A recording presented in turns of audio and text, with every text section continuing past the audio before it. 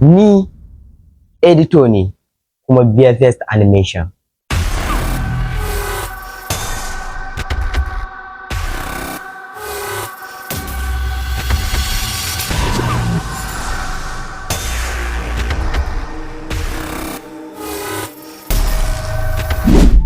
Kana buƙatar ka fara content ne?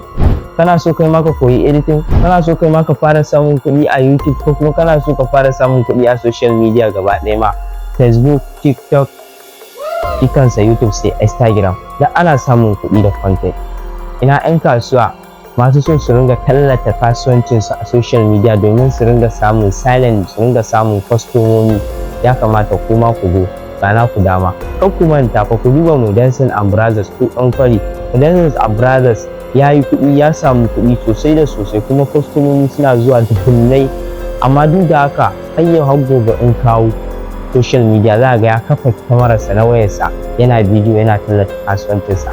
Ku duba on the test ba, yaro ne ƙarami jajirtacce wanda kuma mai kuɗi ne shi kansa a yanzu, amma duk da haka bai duba wannan yana la'akari da wannan yanayin da yake ciki ba. Wayar sai yake ɗauka yana ƙara investing in business ɗinsa a social media. To kai me kake jira? Sai ka jira customer ya zo? Ba sai ka jira customer ya zo ba. Kai ma ya kamata a ce ka fara bidiyo kana ɗora a social media domin ka ringa samun kwastomomi a online. Gashi na wannan suna zuwa, ga kuma na social media suna zuwa.